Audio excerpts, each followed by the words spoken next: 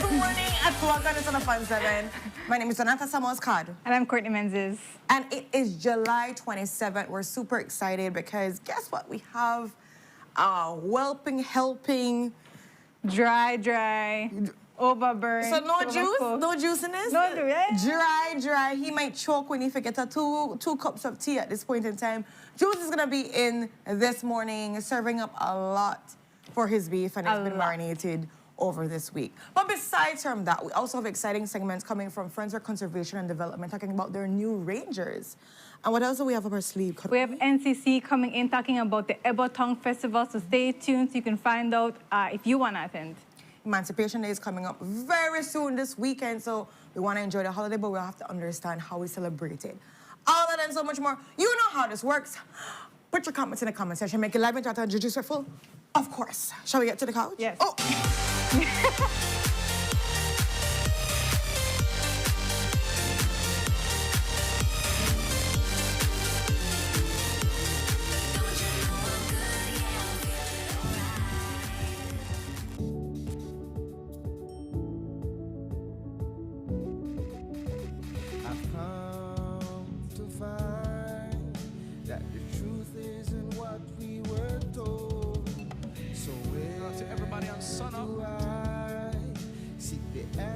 That's worth looking for today.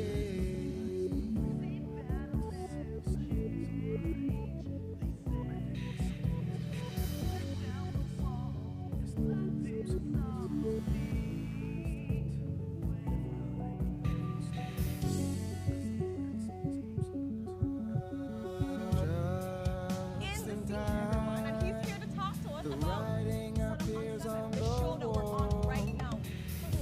Tell me,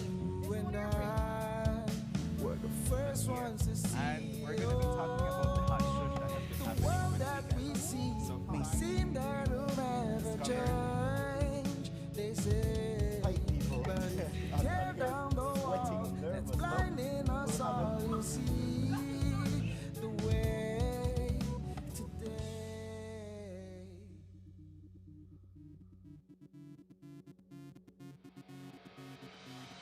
A place to call your own, a place where you can grow. Stand by me and we'll take flight. Hey, Boozillas. Before we get into all the nitty-gritty of the show, we have to check out what's happening with the weather and the traffic. Good morning, Belize. It was a rather wet night over the extreme Toledo district, with periods of rain and isolated thunderstorm still lingering in that area up to daybreak. From last night through to early this morning, up to 5 inches of rainfall was recorded at our Blue Creek and Barranco stations. Elsewhere over the other districts, no rainfall was observed. Generally fair weather conditions prevail. The 24-hour forecast saw a few cloudy spells today and partly cloudy skies tonight. Showers will be isolated, with a few more along with isolated thunderstorm lingering over the extreme Toledo district this morning. The maximum temperatures for today will reach 88 degrees Fahrenheit along the coast, will be a bit warmer inland, reaching to around 94 degrees Fahrenheit, and cooler up in the hills around 81 degrees Fahrenheit. The low temperatures for tonight will drop to around 79 degrees Fahrenheit along the coast, 72 inland, and 67 up in the hills. The winds will be from the east at 5 to 15 knots, and the sea conditions will be light chop.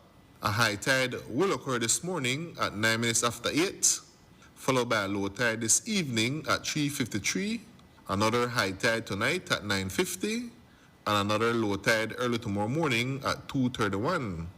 The sun will set this evening at 6:27 and will rise tomorrow morning at 5:30. The moon will rise this evening at 5:20 and will set early tomorrow morning at 4:33.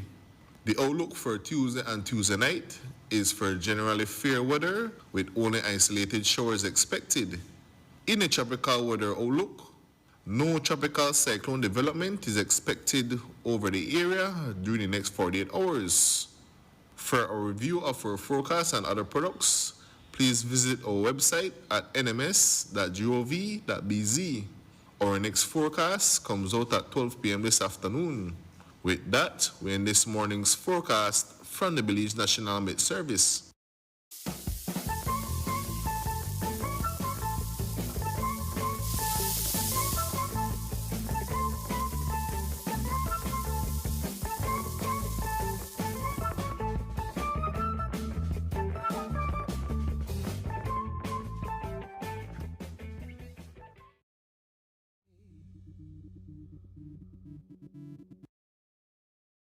And we are back, Boozillers. Thank you so much for your patience. Thank you so much for waiting. I know people have been hammering about what's going on. We will say how that Facebook is giving a little bit of internet issues for some persons that are seeing that, but it's totally fine. We're working out on internet, so go on and do so much about it, right? But we have the man of the hour that has more than 7 topics here to dive into. And you know he has several papers and his Good morning. Good morning. Yeah, it's a shambolic. I'm a mess. Breed. I got it. You got I got this. I got this. And then it's extra dry. What happens is the Prime Minister was late in sending me his speaking notes. Oh. And you know that's what I pay the most attention to, what the Prime Minister says I should say. As a party mouthpiece, you know. As the Prime Minister's mouthpiece. Oh, as the Prime Minister's mouthpiece. Yeah. There. So we're going to get ready to dive into all the festivities and all the things that took place over this weekend, Jules. Yes. Let's talk about the tender trap. So I said I wouldn't be here again, but I have to You be lied. here. I lied. You got me there. Yeah, what happened is, hold on, let me send this to the master mixer in there. What happened is, you know, I keep trying not to do it, but they keep pulling me back.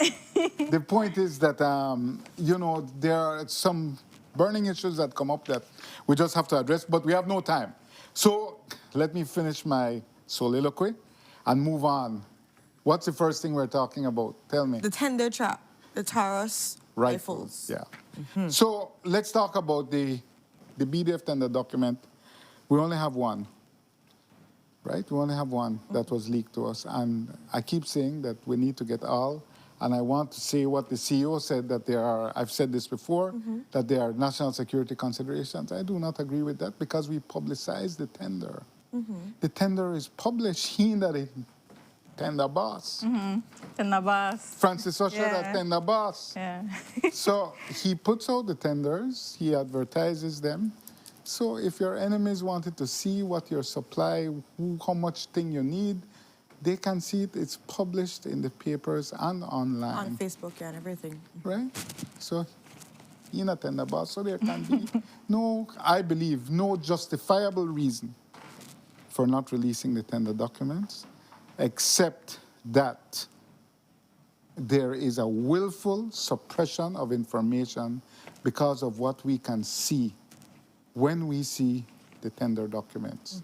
And what we see is, for example, I think we have a graphic in there that shows that in 2023, 2024, I just want to pull it up on my phone, 2023, 2024, the top 4 suppliers for food were all politically connected companies. That's A&Y, Fresh Vegetables, J&J Imports, the famous Kukulkan with a direct link to the minister, and Mount Pleasant Fresh Produce with a direct link. I don't know if we have that one, guys, with also a link to the Minister of State. So I'm saying that these are things that jump out at you because when the Prime Minister speaks about they increase the budget for BDF food by twice over what it was with the UDP, that is good. I welcome that. However, were the soldiers receiving the benefit or was it going to politically preferred companies? So, yeah, it's not necessarily that one. It's the one I just sent you, Mr. Controller. But my point is that are we increasing the expenditure just so people who have political connections are able to benefit? And that is the pattern, that's the worrying pattern we're seeing on Friday. the story I did, it's how much meat can the BDF eat? Can they really? And I'm happy if they can, but are they really able to consume 42,190 pounds of meat per month, along with 16 buckets of big tail? See, those are the politically affiliated companies, and those are the top 4 suppliers for the tender year. The 1 year we have been leaked, they're all politically connected. So when we're talking about this meat, this 42,000 pounds per month, along with 16 buckets of pigtail, to feed maybe 500 to 700 soldiers who are on bases, right? So that's a monthly total. When we're talking about those 42,000, and that's 25,000 pounds of chicken per month, 25,000 pounds of chicken per month. These are very large amounts to feed, let's say, 1,000 soldiers, and it's not that many. Because, you know, the BDF numbers, a good percentage of it is made up of reservists. So it's 500 to 700, and a lot of them, then they're the bush, then they eat MREs. My point is that when they buy chicken, if I have to buy chicken, sometimes we support people who buy money. We buy chicken for the barbecues, whatever, to support people. You got a Caribbean chicken, quality poultry chicken, 3-star. You go to people who do this for a living. Yeah. That's what they do. They raise, kill, and sell chickens. Because they have the. But bigger when you are prices. the BDF and the Ministry of Defense, you buy chicken from Kukulkan. Do we have the graphic with how much chicken they bought from Kukulkan as opposed to 3-star? 3-star is a legitimate business. There it is.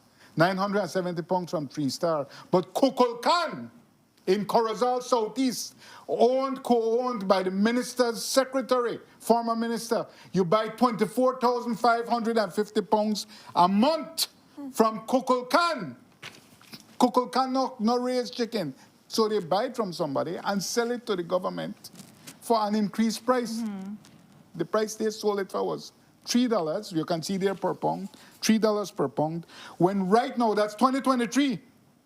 When right now, you can buy $2.68 per pound from quality poultry in 2026 when everybody knows that chicken prices have gone up, where everybody complains about the increase in chicken prices. Right now, it's $2.68 per pound. Why are they buying from somebody who does not produce chicken? It is to enrich politically connected persons. So I am just saying, I am repeating, that when politicians see 1,000 people to feed, they see 1,000 ways to come up. That's the reality. And I'm sure it's a PUDP reality. They don't ever buy from quality poultry or Caribbean chicken, and the little they bought from 3-star. Just a few pounds to fill in what the great Kukulkan, who is not a registered poultry producer with the Poultry Association, but they could sell 24,450 pounds of chicken a month. They are not a poultry producer. I checked with the Poultry Association. And it's owned by the minister's secretary and people next to the minister. Come on, man. Come on, man. And everybody knew, and the band played on, the prime minister knew that things were not managed at an optimal level in the Ministry of Defense. But what else is new? Right. That is true. What else is new? So I will bring to another point. So, all right, food. You know, money to make off for the food, all right. But these are soldiers. You cannot, forgive me, you can't play with soldiers' weapons. That is an inviolable space. They exist for the defense of the sovereignty of Belize, not play with the weapons. They bought 120 Taurus rifles. Now, I know nothing about guns, but I know about cheap thing. And Taurus, that cheap thing.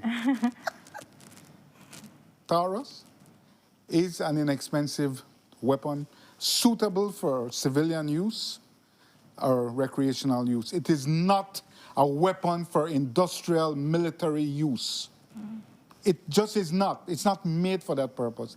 It's for recreational, personal use. But they bought from a non-accredited, a company that does not have an export license or did not have an export license, because when you're bringing guns from the United States industrially, you have to get an export permit from the United States. Then you have to get an import permit in Belize, that's fine. But these are not guns, as I understand it, that were purchased with the permit. So the Americans were upset, as I understand it, right? That wanted to deal with, and they looked into this dealership. They even asked the owner to go and visit them in the U.S., I am told, for a debriefing. But my point is, a Ministry of Defense led by Marin, former soldier, Mira, former soldier, and Tapia, CEO, former Brigadier General, bought Taurus rifles. If I, who am a gun idiot, know that are not a military weapon, bro, that I play. They bought over 100 Taurus rifles from a company that did not have the bona fides required to legally or to export guns with a permit. I shouldn't say not legally, but they did not have the bona fides to do it with a permit. If they bought over 100 of these play rifles for our soldiers, it gives you an extent of the seriousness. And I will add that this company was paid, and when we have the documents, we will say the name. When we have the screenshots, we will say the name. And we pray that they are leaked to us. But when these screenshots are leaked, hold on, we'll get to that. Don't bring the Colt yet. We'll get to Colt. When these are leaked, you will see that it's all sub $10,000 payments. It's all sub $10,000 payments for these Taurus rifles. So it was dirty deeds done cheap, a familiar pattern. Sub $10,000. If you get a supply contract with the government and you're supplying 120, let's say, Taurus rifles that they cost over $1,000 each, maybe 2,000, Belize, let's say 3,000. That has to go to contractor general. You get a contract. You don't need sub $10,000 payments. It's not fresh produce you deliver. Because the people who deliver fresh produce could say, well, I need to buy new goods, they perish. No. So whenever you see, but they did that with the boots. They did that with the guns. This shows you that there was a political enterprise at work, right?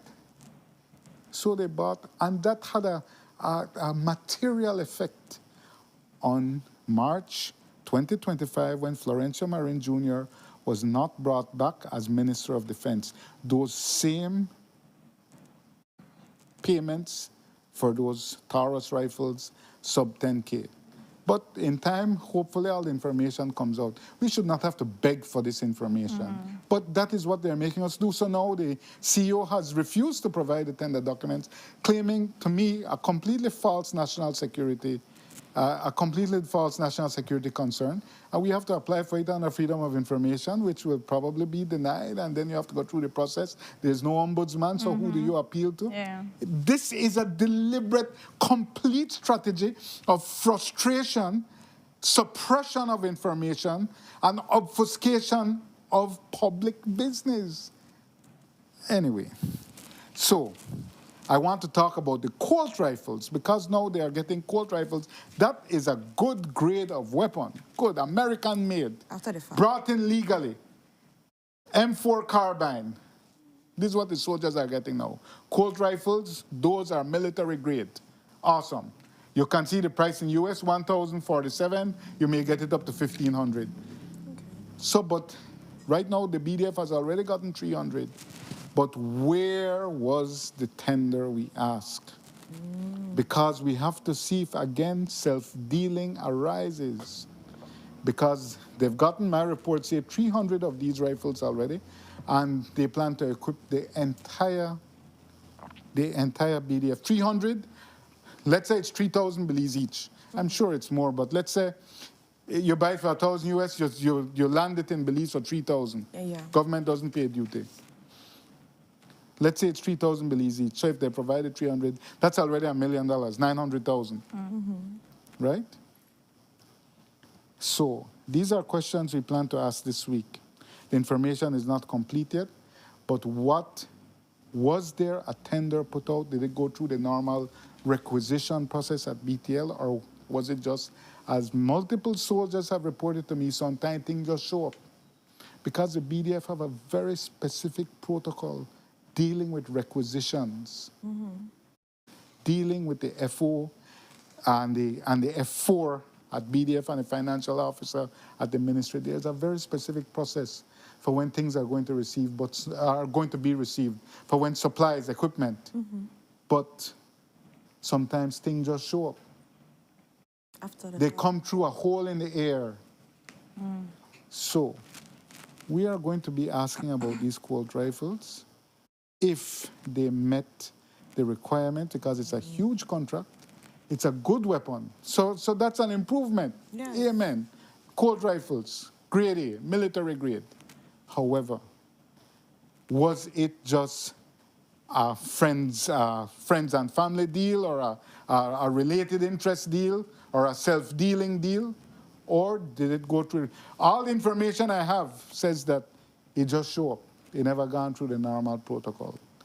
But we will be questioning about it because it's a large amount of money and a huge supply Was contract. it paid in the 10,000s too, or? No, that's not my information. I don't have that information in totality yet because I don't know the name of the company. Okay. But I don't have the information. In fact, I understand it may be in a state of flux. I don't know if the whole supply came as expected. But there is a related party concern. That's why it was brought to my attention. Right? So we have to wait and see. But it is of concern. I've taken way too long on that. Please, let's move on. Second topic, Lande says not enough evidence provided. On Friday, XTV interviewed Orlando Habet, the Minister of Sustainable Development, about the status of the Deputy Chief Forest Officer, John Pinello, former acting Chief Forest Officer. And he said an incredible thing. Marisol Amaya, I believe, did the interview and asked him.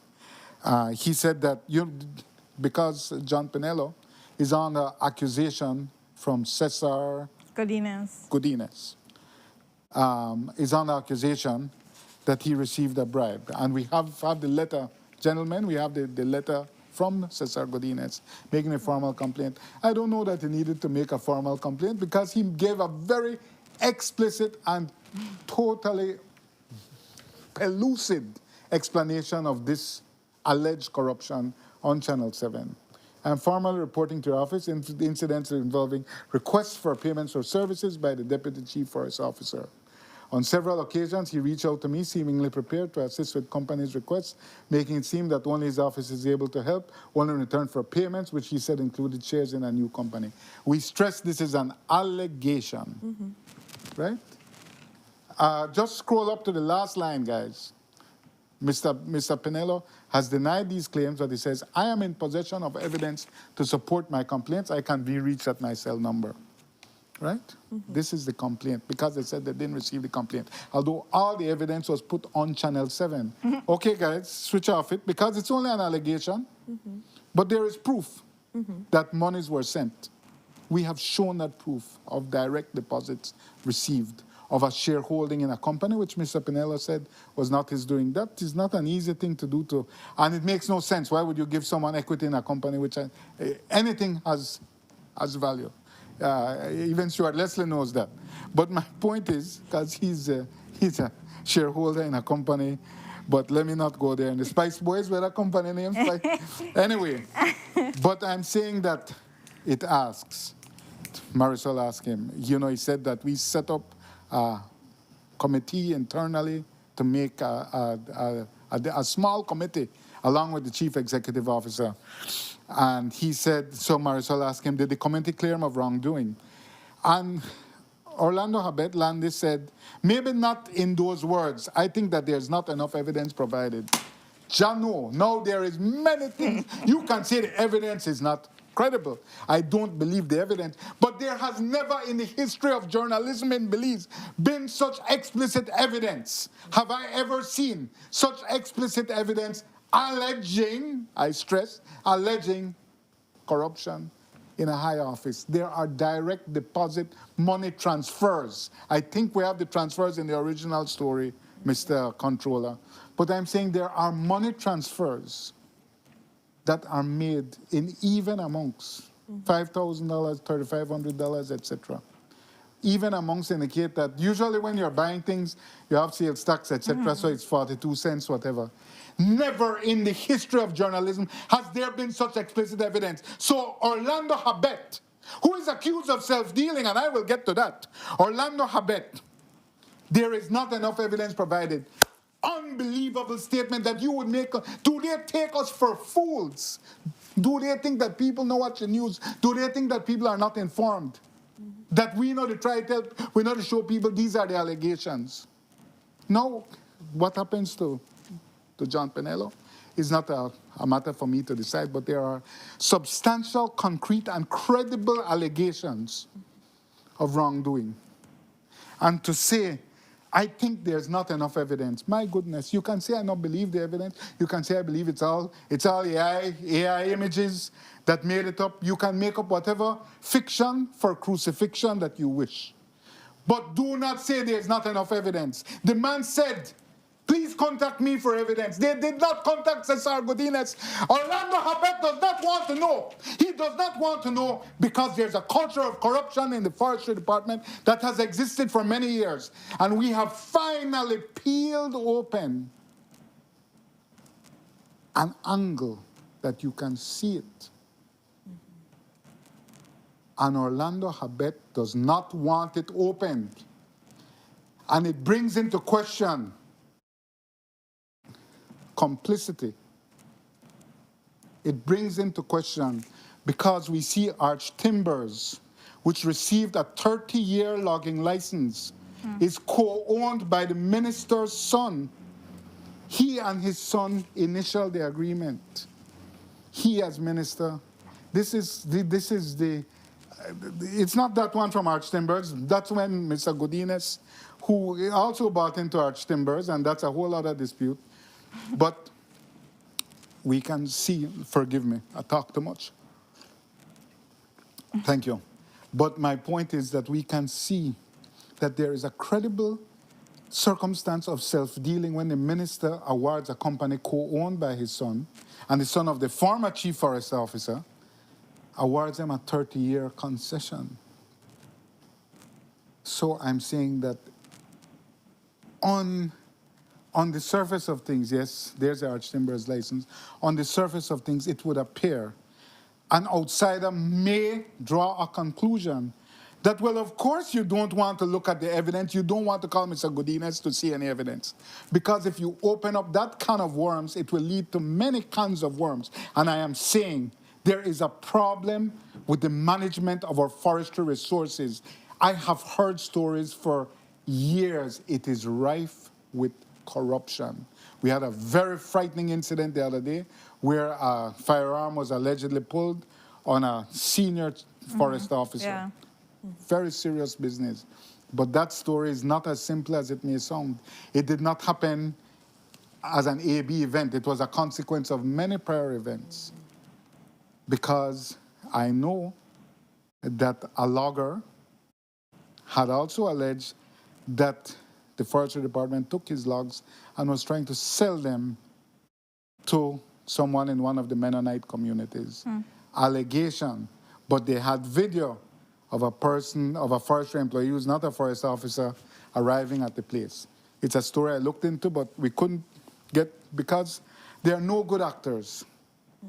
There are no good actors, I've found, or very few good actors in the logging business. But if there's a culture of corruption, if, and I stress this is an allegation, if the allegation is true, that the former acting chief forest officer was accepting direct deposits, that means the game they play is slick. Make I tell you one big time operator tell me. He said, every game got rules, bro. We play by rules, and the rule is cash only. The rule is cash only. That's the hustle game. Cash only, we have to move on. Cash only is the rule. So when he said, his observation was, if you are receiving money via direct deposit from a vested interest, from somebody who owns a logging company, you to play the game slick. And it has consequences. Yeah. Because you know to play the game right. How you play the game right is, it's a cash game. I have to move on. We're way behind. I've taken too long. But the minister does have to answer for that self-dealing, and we hope he does that apparent self-dealing. So let's go into the PM. The Prime Minister traveled. I want to tell you all, the Prime Minister left Belize on July 16th in time for the birthday and in time for the World Cup. And he came back on Friday. No press release is sent because this is a need-to-know basis, and y'all don't need to know. But the Prime Minister is back. He returned on Friday.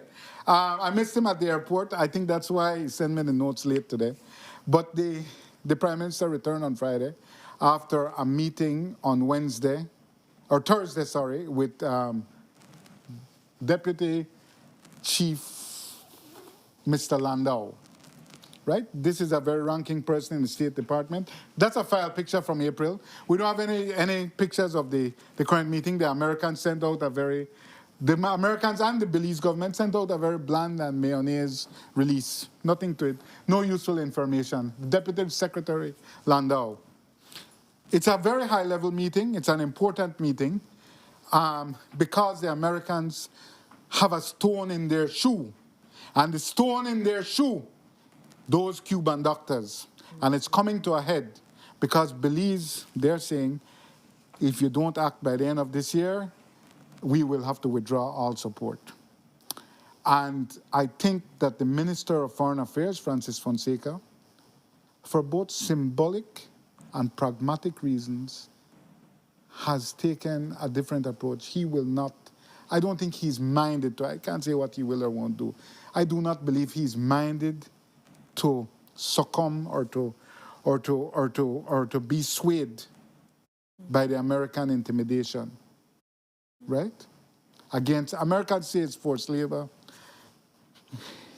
He will not be swayed by it. He's not a hardliner, but he's taken a firm position. I get the sense that we have to find a way, both for practical reasons and for reasons of Manda Cuba. That they stood up for us when we needed independence. They stood up for us against the Guatemalans. So there is a long history, and it's very hard for Belize symbolically to turn our back on Cuba. But this is the world we live in. I think the Prime Minister has a different approach. But what I want to point out, I'm reliably informed that the Prime Minister, no, I know Francis Fonseca, let me finish that sentence, that the Prime Minister was accompanied, not necessarily in a meeting, but certainly on that trip, by former Foreign Minister Eamon Courtney as his advisor. Again, no, this is not included in the release. This is not... Let me explain to you how a rational democracy works. When you come back from a high-level meeting like this, you have a press briefing. Yeah. Let me tell you, or let me report to my employers. Right. Make a tell you we're going on at the meeting and see if you're all right with it. That's how it works in a rational democracy. Or that I will have a press briefing at so-and-so time. Maybe you can't do it when you come back. I will have a press briefing at so-and-so time. But no. Need to know basis, and y'all don't need to know. But let us be very clear that what the Prime Minister said when he reappointed Eamon Courtney as a leader of government business in this term. Eamon Courtney will continue as leader of government business and serve as special representative for the Prime Minister for international legal affairs, diplomacy, and strategic engagement.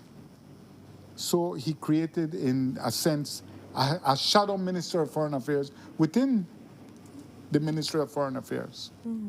So, by so doing, I don't know the condition of Mr. Francis Fonseca. He had open heart surgery in the beginning of May. It takes many months to recover. I don't know if he's fit to travel at this point. I know he's back at work.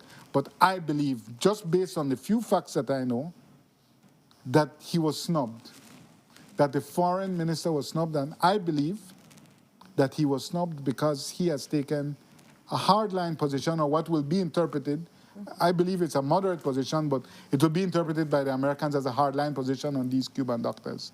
And so he was not invited. I believe he was snubbed. That is my feeling. I understand different interpretations will be taken. I'm sure the Prime Minister will have an explanation. But this meeting with Mr. Landau, it wasn't covered in the press release, but had to deal with the Cuban Medical Brigade and what's going to happen with it. And that is still uncertain. And that has a consequential effect on the health and well-being of Belizean citizens. Moving on, we have a lot of subjects. The producer is staring at me. I'm done. Belizeans flying blind with crime. I'll be quick with this. Okay. Let me show you something. Forgive me. Last week, the incident with Stoney, the stone that Stoney threw, Stoney Anston Ferguson. If that story does not get reported by Channel 7, nothing happens. This is the importance of public information. With an arm of Thor, with an arm of David, who slew Goliath, Stoney Anston Ferguson allegedly threw a stone at a police corporal who was arresting him, picked up a stone and threw it, and so strong was his arm, so firm was his grip. It got right through the windshield, through the rear windshield, through to the front. The man should be at the Central American and Caribbean Championships right now, throwing javelin or shot put. We missed an athlete there. He stoned the stone that even the builder could not lift. The stone that the builder refused because of its weight went through the back glass and broke the front glass as well. He threw this to smash the head of a police officer. He threw it at a police officer's head. Allegedly. I stress, allegedly. The glass one broke itself. But allegedly. But if that information is not reported by, from Monday I have that story, but I don't got the facts, and then they tell me about it. Why, Jules, you have to, these are police telling me, you have to report, man, that stone and broke up a windshield, allegedly. I couldn't get the information because we live in a police information blackout. They don't want you to know because knowledge is strength. Ignorance for them is what they believe in. Richard Rosado advocates ignorance. He doesn't want you to know what crime is happening in your community. Let me not overstate it, but information is key to citizen security. Everybody needs to know what's happening in their neighborhood. If they're breaking a house side of you, Renata, you need to know because you need to step up.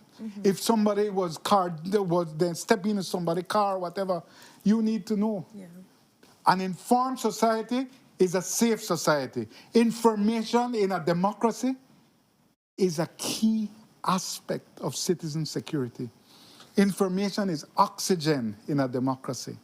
Without it, we all suffocate. And that is the culture and the climate of information suppression under Richard Rosado. The BCO.gov.bz, one of the most progressive initiatives that I will praise under Karim Musa. BCO.gov.bz, I think we have a screenshot. It looks like there's nothing there, but that's what it is, right? Yeah, I think you just passed it. It looked like a blank page. Is that it? No. BCO.gov, when you log on right now, gateway timeout. I tried. BCA.gov.bz is done. What does the Belize Crime Observatory page do? That posts all the crime statistics so that citizens can be informed, so that journalists, so that diplomats. That is over. That now we get like Venezuela, where once upon a time they didn't shut down the Crime Observatory. This was a progressive initiative funded by UNDP and Infosegura. Infosegura, information security, right? Infosegura under Karim Musa, very progressive initiative. I won't praise it because you did your job. Yeah. People have a right to know, especially about crime in a crime-ridden society. The site is down. We weren't invited to Comstat. Courtney, you know the story. Yeah. Pan Comstat. Right. They invited to Comstat. They shared information. We weren't invited to Comstat. Right. They shut down the BCO page. They do not issue reports. They are marauding criminals. Show the security camera screenshot. They're marauding criminals in the Orange Walk district. They tried to steal an ATM machine. They broke into AAA. Show these pictures. These pictures have never been publicized. That one right there. That is when they went to AAA and took, I am told, a large amount of money. Those suspects have never been put on TV by the police. Those suspects have never been put on TV. That is a serious crime that happened in Orange Walk that has gone unreported. They don't want you to know because information for them is toxic. We know it is oxygen. Information is oxygen in our democracy. But for them, information is poison. They don't want you to know. I have a serious problem with the continued suppression of information by the police department.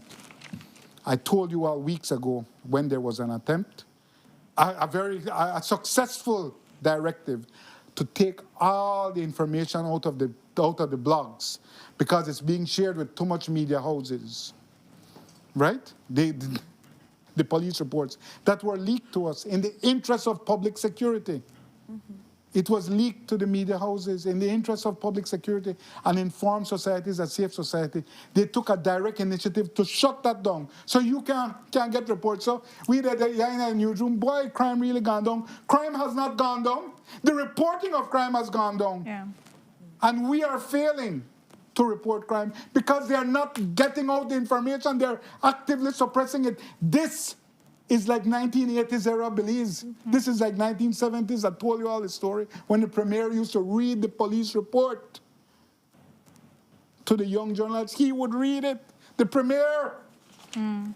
It's very worrying. And it has to change. We have a new minister. That BCO site has to be brought back up. That was funded by our international partners. That is not a little debt without mourning. That is an assassination of an information exchange platform. Moving on. The PUP attempt to expose BDF whistleblower. Hi. Bring me a towel. I'll be quick about this. So Channel 7 has been reporting on a BDF whistleblower, a person courageous enough to come forward and share important information for the public because hustling, they happen, the bread will increase the budget just to them man eat. So he came forward, risking his career, risking everything to share with the public information, not with any agenda. The freedom of the press is an enemy of the current government. They proceeded last week to name a person, defame that person, in the quest to say that person is a whistleblower. I don't know who they named, I don't know, but I know that person was defamed. You will never find out from anybody at Channel 7 who is the whistleblower. We have dealt with many whistleblowers over the years. I think they claim that they leaked it out at Channel 7. Coulda never. Coulda. Thank you, Courtney Menzies. Coulda never. You know. It's more secure than the White House. Exactly. But they want to create an atmosphere of intimidation, of distrust. They don't want anyone to blow the whistle. They want the band to play on. They want the illusion of good governance to continue. They want whistleblowers to know. If you step out the line, we name you. If you step out the line, Jules will betray you, which is a lie. But they want to create that because they want to create a culture of fear amongst those who are brave enough to leak all the corrupt and dirty deeds that are happening in the government. They want to create a culture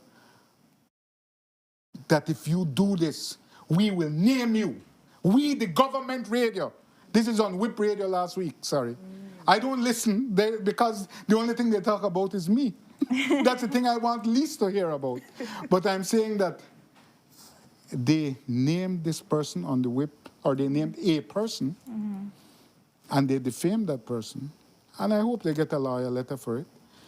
But my point is, they are trying to deliberately create a culture of fear amongst people who leak. This is an emergency. This is the highest level political emergency for the PUP to intimidate whistleblowers. Then talk about Whistleblowers Act. They want to kneecap, to cut them off. Whistleblowers. They want to create an atmosphere of intimidation, suppression, and fear amongst whistleblowers. And they too are the oxygen in our democracy. Whistleblowers. But that is what they want to create a fear of intimidation, of predatory behavior. That's predatory behavior. When you get on radio or TV and you start say,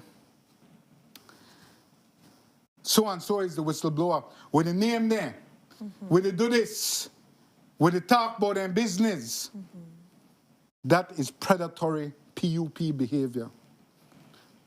That is a culture that the PUP has. That is what they ruled with for many years to suppress information. I understand from a political perspective that you have to be reactionary, but you're crossing a line when you're seeking, when you are the government that said you would pass a whistleblower act to give whistleblowers protection. And now you're trying to call out whistleblowers. Exactly. And Going to some extreme lengths, trying to unblur our image with AI, which is anybody with common sense knows that AI tells you what you want to hear, gives you what you want to see. AI want to take pictures from all over the internet and make up a face that doesn't even exist. And people who don't understand technology, but they use it willy-nilly, will run with it. Exactly. So, and they unpitched the voice, I believe, as well. But this is a deliberate attempt. But I just want to say, and there are many attacks on me last week, which I missed on the whip. Sorry, guys. I have other ways to torture myself, far more intriguing than that. But I made the front of the Belize Times. Hey, Mom, I made it. Please show it. So bring it up, guys. There it is. Who wants Channel 7? We'll answer that. But I object to that silhouette. That makes me look like I am 9 months pregnant. I am only in my second trimester. I am only 6 months pregnant. That is the picture of a 9-month pregnant man. That is a third trimester picture, and I object to that silhouette. Chris Williams, the graphic designer, you should be ashamed of using an image of me looking like I'm 9 months pregnant. I am only in my second trimester. But that is an obsession of theirs. Hold on, show the headline again, big man. Again, it's every bird's favorite newspaper because it usually ends up on the bottom of bird cages. But it says that was a secret agreement to repay BTL. I thought the issue was that Net Vasquez never paid BTL. Or he paid them. That's a bad thing or a good thing?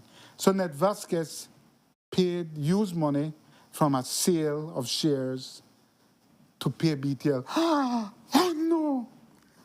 Oh no, he paid? He shouldn't have paid? No. Oh, but then if he didn't, okay, good, whatever. Nice. My point is, who wants Channel 7? This is an obsession of theirs because please show them who are the ultimate beneficiary. I have my own beaker. I will leak on myself. Please show them because this is an obsession of the PUP. Who wants Channel 7? Okay, good. Nestor Adriano Vasquez. No, deceased, administered by Jules Vasquez. I think you have Wider Stand, a company fully owned by me. They own 6%.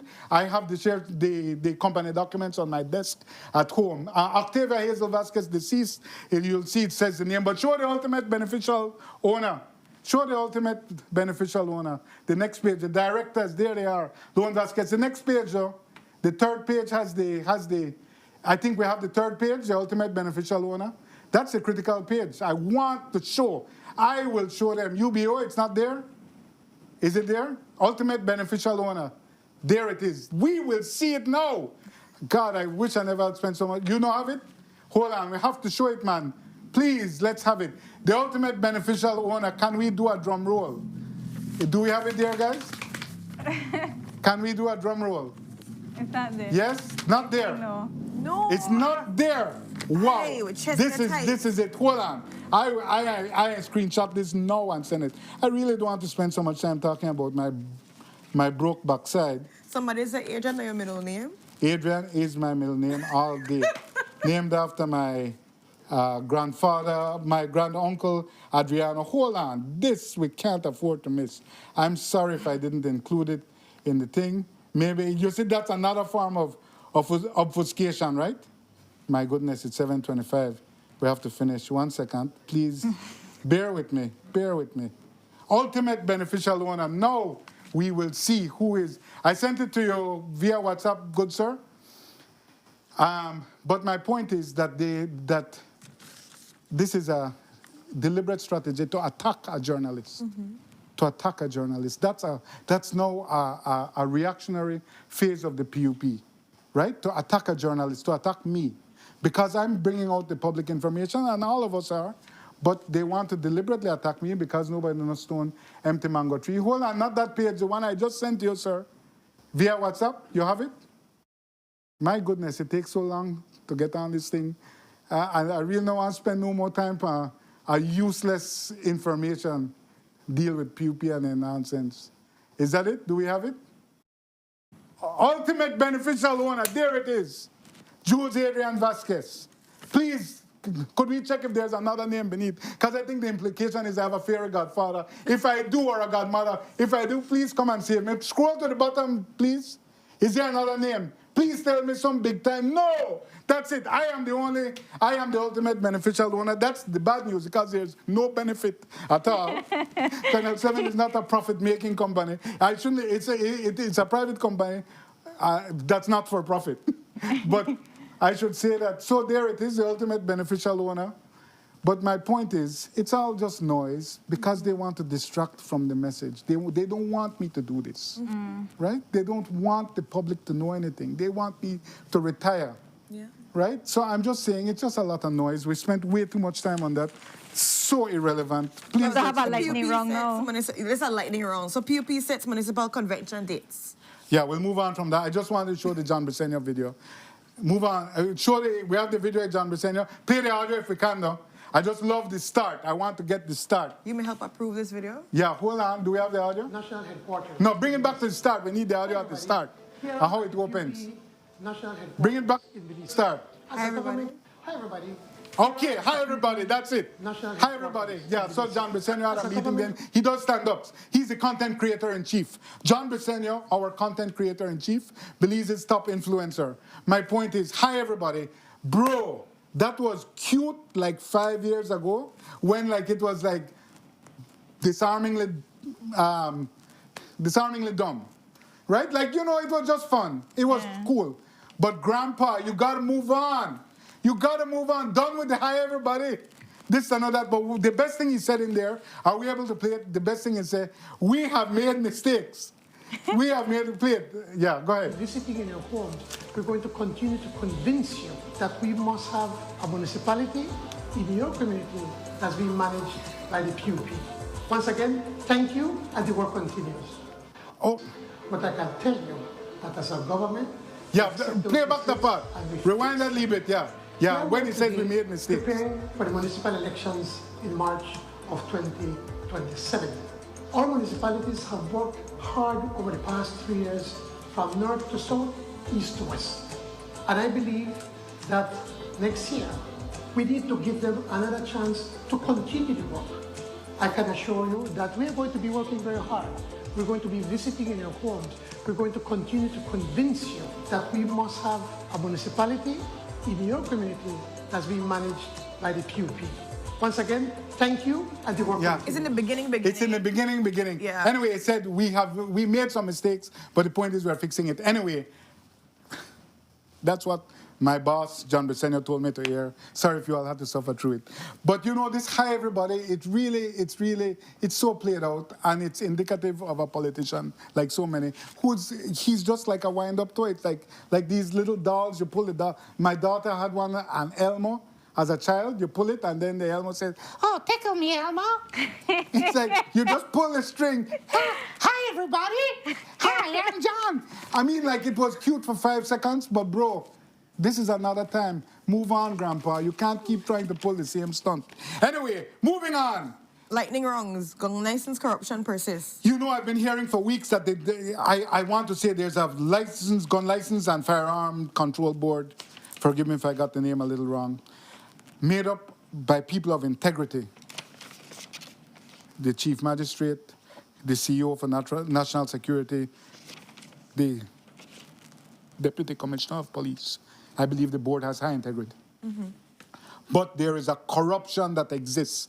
And I have heard so many consistent, repeated reports from highly credible sources that the issuance of gun licenses is once again being corrupted. How is it being corrupted? At the vetting stage. Because the police have now been given the authority once again to vet gun license applicants. And if you pay the correct gun dealer or the right person who is close to a minister, big ministers, if you pay the right person $5,000, same as before, you will get vetting approved. Once the vetting is approved, the firearms and the firearms board will not say anything bad. We got a good vetting. That's from the police. We don't vet. We don't know everybody. So it goes to the police for vetting, and that's where the corruption existed before, and that's where it exists now. But I have received so many repeated reports that this firearm and ammunition control board is the issuance of gun license is once again open to hustling, and it concerns me. Moving on, please. I will be looking into it. I will not address the broadcasting bill today. I will only say the broadcasting bill quickly. Let me explain. I was a member of the Broadcasting Authority for 13 years of my life. May I please have those years back? Total magnificent waste of time. Anyway, the board as it currently exists is perhaps more progressive. We were trying to work on this legislation. They came up with it. It's been years of consultations, tens of thousands of dollars spent. But my point is that people are very concerned about the online space. Let me explain what was the idea behind it. The idea behind it was Channel 7, we have to pay a broadcast license every year, right? $4,000. Channel 5, I think, has more, may have to pay more. So Channel 7, Channel 5, Creme, Plus TV. Yeah. Love doesn't pay. Out to when I was there, they pay the most radio broadcasting licenses. Many. They pay by far the most, but they don't pay a TV broadcasting license. So what happened is that they had unlicensed television operators. Let me explain. You have Wave TV, let's say. You have Whip TV, PUP1. You have Love TV, and you have Colorblind TV. Those are all those are television stations. For all intents and purposes, they have regular programming, and they solicit advertising. The argument from the legacy broadcasters, of which Channel 7 is one, is that it's not a level playing field. If we have to pay a license fee every year, which may go up to $20,000, and then in an online space, you can still be a television station, or in a cable space, a television station, but don't have to pay the broadcasting fee. So that was the idea, to bring everybody under the same regulatory umbrella. However, once you touch online, you know you're touching a very nebulous space. And people are concerned, content creators are concerned. The thing is that at the preliminary stage, I urge them to send in their complaints, not put it on Facebook, send in your complaints to the Broadcasting Authority so that these can be factored in. My instinct is, with the government in the current state that it is, they are not going to push through with this bill. That's my feeling, because the government is very touch-sensitive right now. People feel that it's oppressive in the online space, that you're trying to censor, police, and restrain online posters. And I don't think the government will go ahead with it, but I can tell you many years of gestation went into it. And, my real problem is so much of our advertising revenue, we have lost to Instagram and Facebook, which are free, or you can boost it on there. They don't pay tax in Belize. Now, that's my concern. They don't pay any. Zuckerberg, Meta, all these He one platforms. most of them. What's that? Zuckerberg on Zoom. They don't pay tax in Belize. And they, to me, are our main competition. People happily boost them, put their 10 US, and they boost their post there. That's advertising. So I have a problem with that. The online space is very difficult to manage and solve. Let's move on. Recon Dev Board, the man, I just think that 2 minutes. Does the Prime Minister take us for fools? He does. The answer is yes. So, you know, he's making a big thing after. We'll change the board. Mira's brother is the chairman. They changed Mira's brother for Mira's campaigner. Courtney, the name of the campaigner. Myrna Wade. We have our picture there, guys, on the server. We have for the Recon Dev Board, Mr. Mixmaster. The Recon Dev Board pictures. So I'm just saying, you cannot change Mr. Mira's brother. That's her right there. Miss Myrna Wade, yes. She is appear in multiple campaign pictures along with Mr. Mira. There are more pictures there.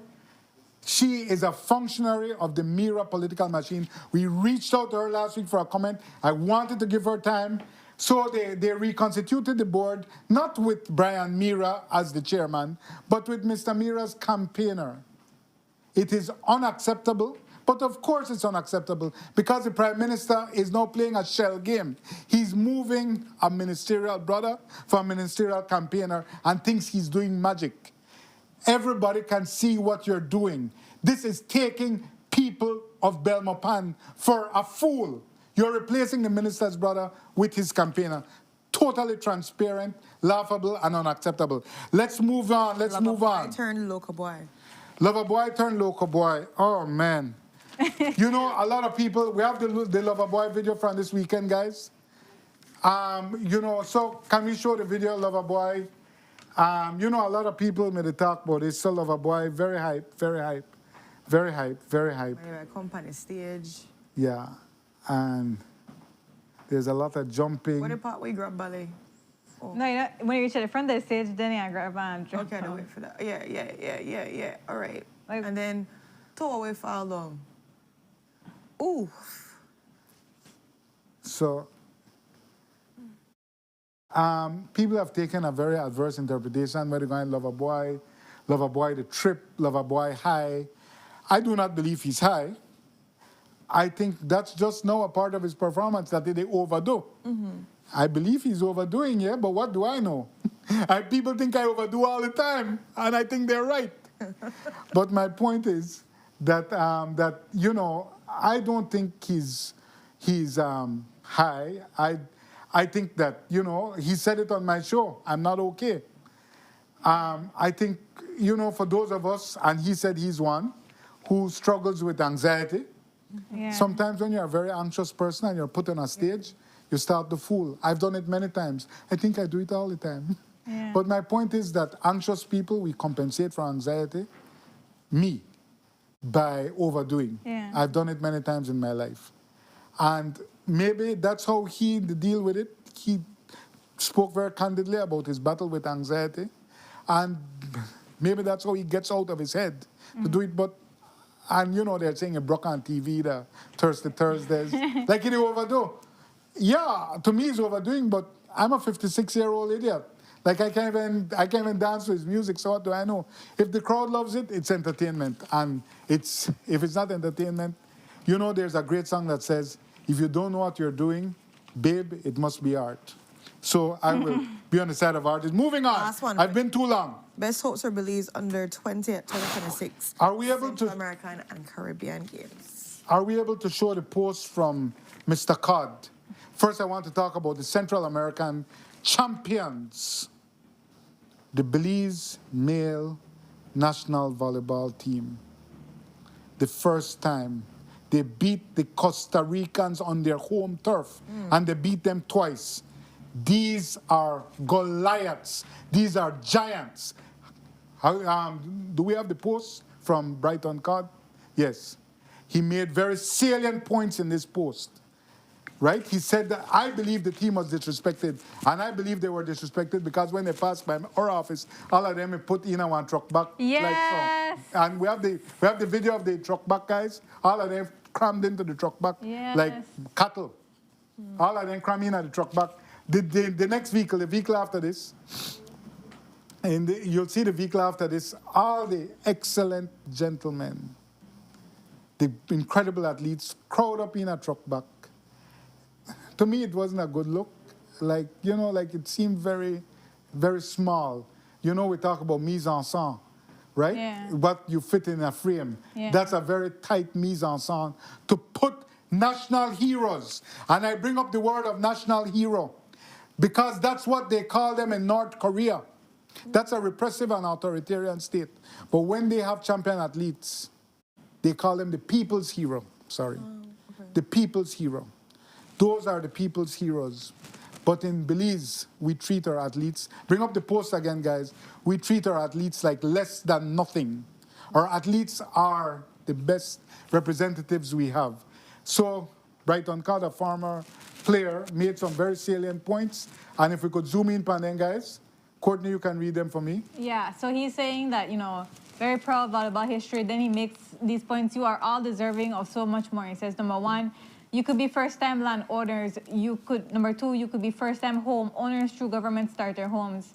Number three, some of you are still paying back debt from school and should be receiving financial support. And number four, many of you are bound to school and could use a prof and tech scholarship. My point is, they treat these champions like konomono, in my opinion. Now, I'm aware that the minister's son, the Minister of Sports' son, is one of the excellent athletes on this team. I think Said Musa's grandson is also one of the members of this team, both excellent athletes. But different people have different needs. And there are many on these teams who come from struggle backgrounds, who need assistance with bringing up themselves. These people are the people's heroes. And we cannot take it lightly. I think they were treated, I don't think they were honored as they should have been for doing the impossible, beating Costa Rica twice in Costa Rica. Heroes, people's heroes. But we have the Belize under 20 men at the 2026 Central American and Caribbean Games right now. They beat Nicaragua in their I think we can change to if we have the footage, they beat Nicaragua in the first game, 94 to 84 or something like that, 98 to 84. This is a very promising team. It's our advantage that they made it on the 20 tournament. This team can go to the Pan American Games, which no Belize team in any discipline has earned a seat at since the 1984. softball girls. 99 to 84, yeah. 99 To 84. was the score, yeah. Since the 70s softball girls, we have not earned a berth at Pan Am Games. So if this under 20 basketball team does well at these championships, we can do that. Very exciting stuff. And I hope they can make it, but we have to treat our athletes right. My goodness, I'm so sorry. I'm done. No more beef for the next 100 years at least. Gosh, get me off of this stage. He says that all the time. Yeah. But we do have a beautiful sunrise to give Jews a break to drink your tea and, get together. Is this from you? We can't afford tea anymore. This I'm the beneficial probably owner. him. You're the beneficiary. You can't afford We can't afford tea anymore. Is this one of your grand? Yes, that is when like driving to yours. work. Yeah. Yeah, that's right on the way to work. Yeah. That's right by Sunlighters Promenade. Even Yeah. sell off a picture so we can afford tea, Yes, exactly. Another business Exactly. idea. And we will bring out Rasometer t-shirts coming soon.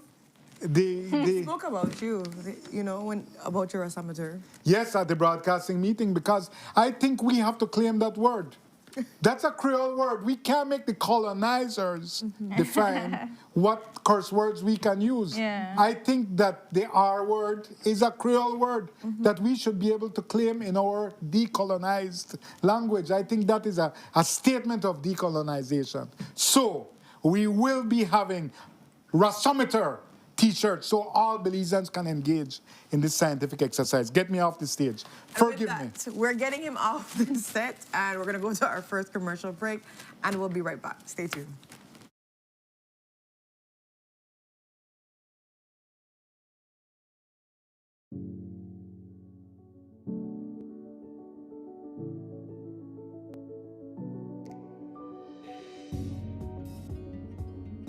roads of Belize connect us all. Riders, drivers, families, friends. Every day begins with a little routine and the confidence that life's journeys are protected. From school drop-off through the daily grind and everything in between, each with different roads ahead, yet one common goal: to arrive safely. Atlantic Insurance stands with Belize's riders and motorists with affordable protection, support, and peace of mind for the journey ahead. For the roads we share and the lives we protect, Atlantic Insurance is by your side, ensuring you from life's unexpected. Atlantic Insurance, ensuring you from life's unexpected. Nando's Wholesale is the distributor for the full line of Badia spices, including the original complete seasoning, the perfect combination of ingredients and spices prepared to enhance the natural flavor of your favorite foods.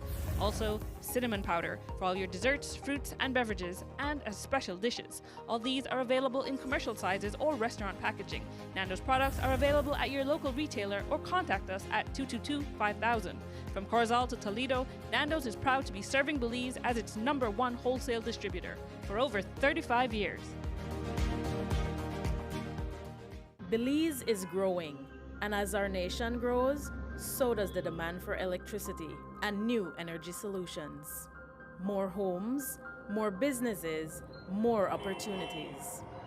BEL continues to strengthen the system that supports this growth, reinforcing infrastructure and solidifying capacity, preparing for what's ahead, ensuring reliable service for homes, for businesses, and for communities across Belize.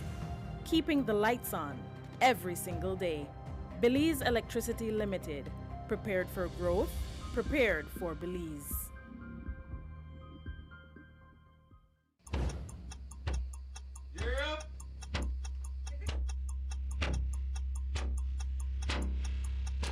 These charter mints aren't We're navigating along the coastline. This morning, the 2023 Good evening. Good evening. I'm Cherie Kelso, and here's what's ahead for you on 7 News Tonight. We've got details of these and other stories in our newscast for tonight. Good evening. With your news, I'm Indra Craig. Please, you're watching the Nation Station, Channel 7.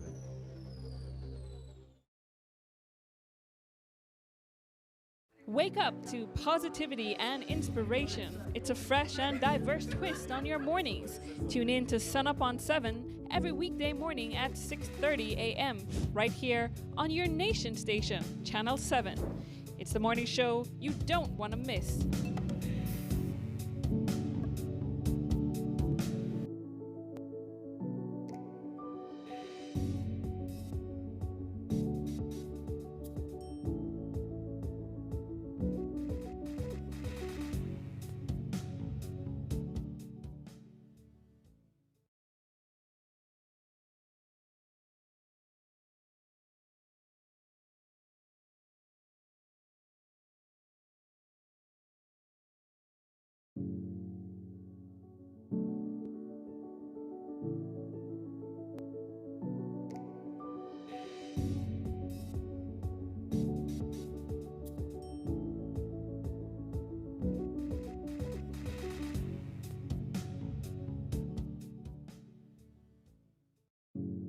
And we are back, boozers. I hope you're calming yourself down, drinking some water or tea after that very juicy, overcooked.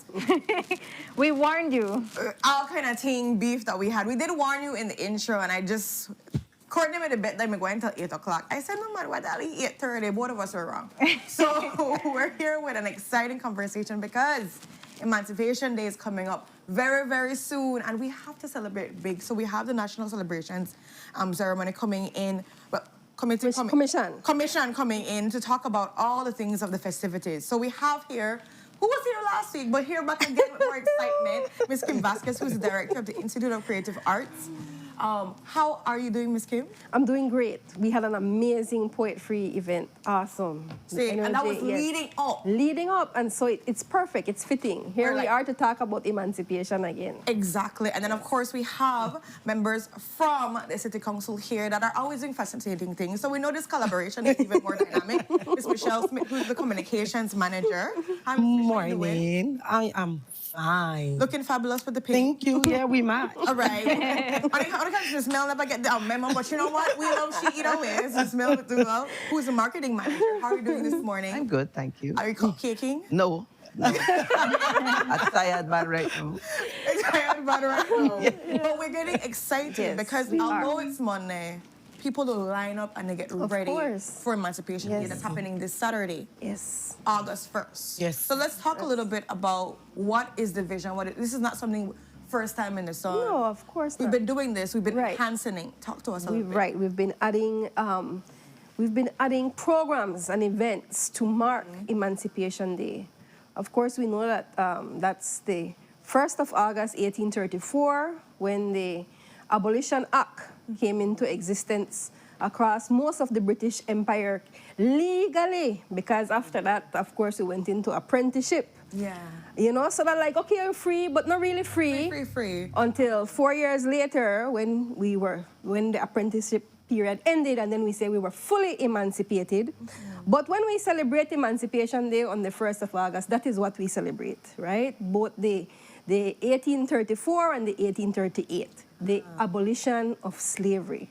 And it's really significant. Many people sometimes still say, why you rehash this? You know, we are an independent nation. Why we need to reflect on this? And it is important because it shaped who we are today, right? And we must know our past. We must honor the resiliency, the legacy, the culture that survived. We must celebrate it as well. And so it is a cause for celebration. And we have different activities. We had poetry there at the Bliss.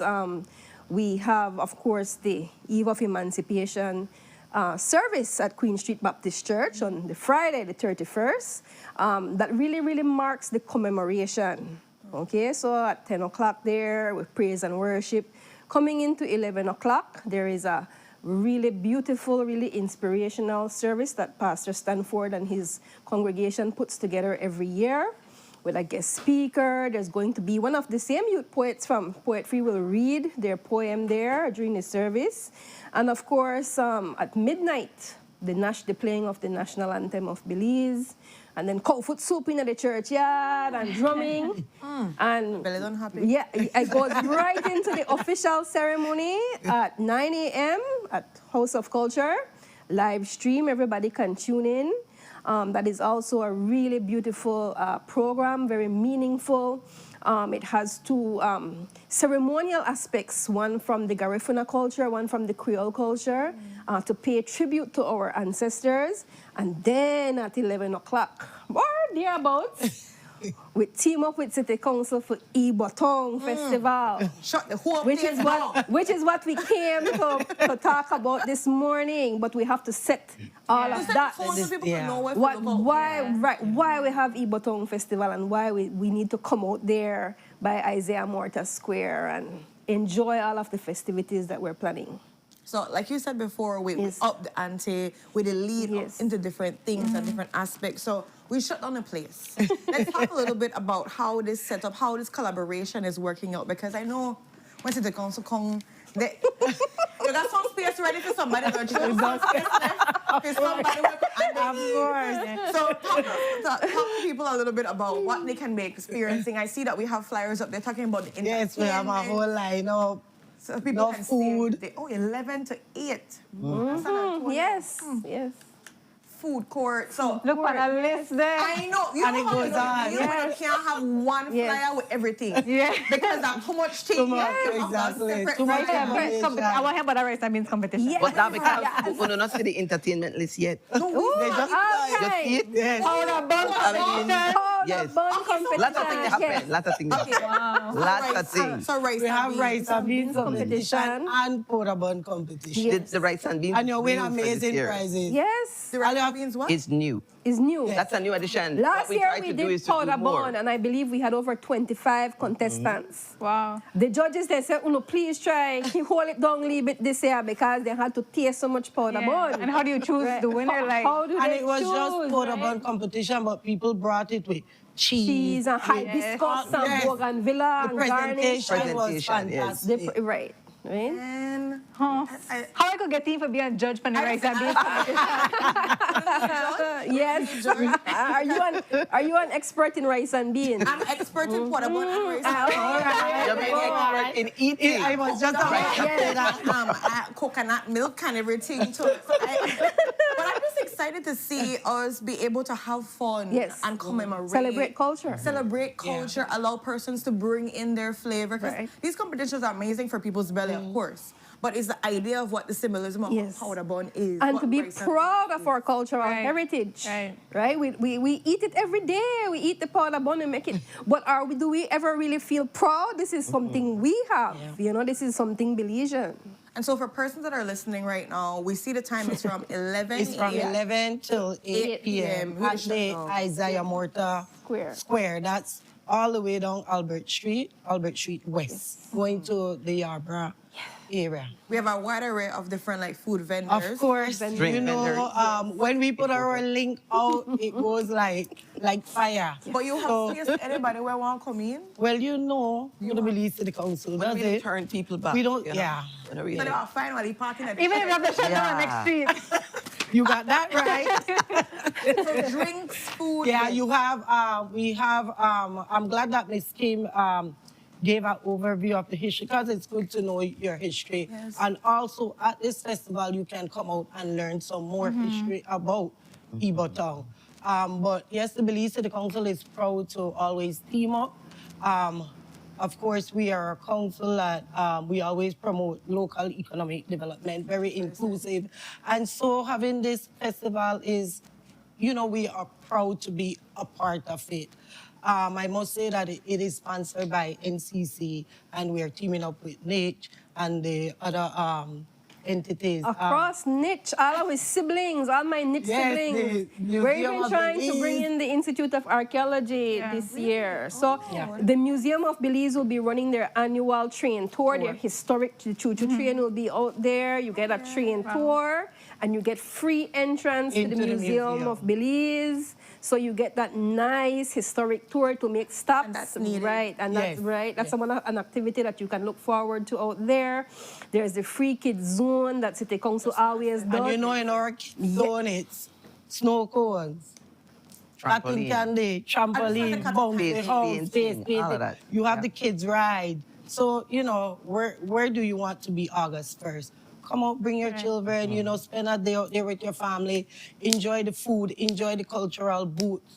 A lot of cultural booths will be out there, even cultural games to enhance the kids' zone. So We lima spoon, your lima spoon, your wheelbarrow, your sack race. And this year we add them for the adults. So when you come out later to it, you want to get hype up for stuff. Not that we want to tell you to take it to the lover boy level, but you know, you can do your sack race, your wheelbarrow, and adults can win cash prizes. This sack will be dusty because a lot of time when I go in the sack after that, I look at ashes. That's the fun of it. That's the fun of it. Like I participated in the sack race, you know. But another element that I think we're missing is the cultural attire competition. because We that's want you to be encouraged to come out in your cultural attire. That's something the National Creole Council is contributing. Or come out there. They want to give you one prize because if you so come the Ibotong, bring your head wrap, your African attire, however you want to celebrate your cultural background. Come I out noticed there, so- last year that we had people just walking around in their cultural wear. attire, yes.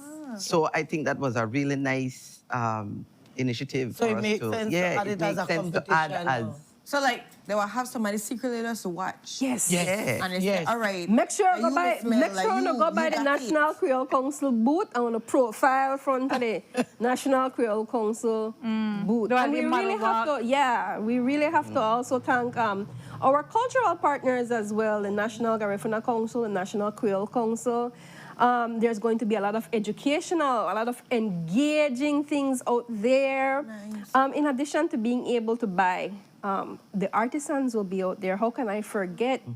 We have all kinds of artisans. We also have cultural ones that are bringing out authentic handmade things. Your basket, your titai basket.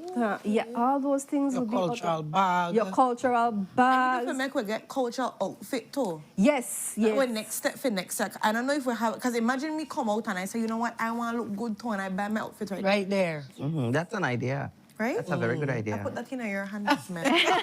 That's easy. I have a sister that sews. She can provide them. See? But this is the part where persons don't necessarily know that you see the idea, and that's what a festival like this does. You know, it should give the other artisans ideas. Right. Yeah. How can I link my creations to Ibotong? How can I create something to commemorate the idea so that next time when we have it, because this will be an annual event. This has been going and growing, and it's fantastic to be able to partner with the Belize City Council through the NCC to do this for the community. We've seen it growing.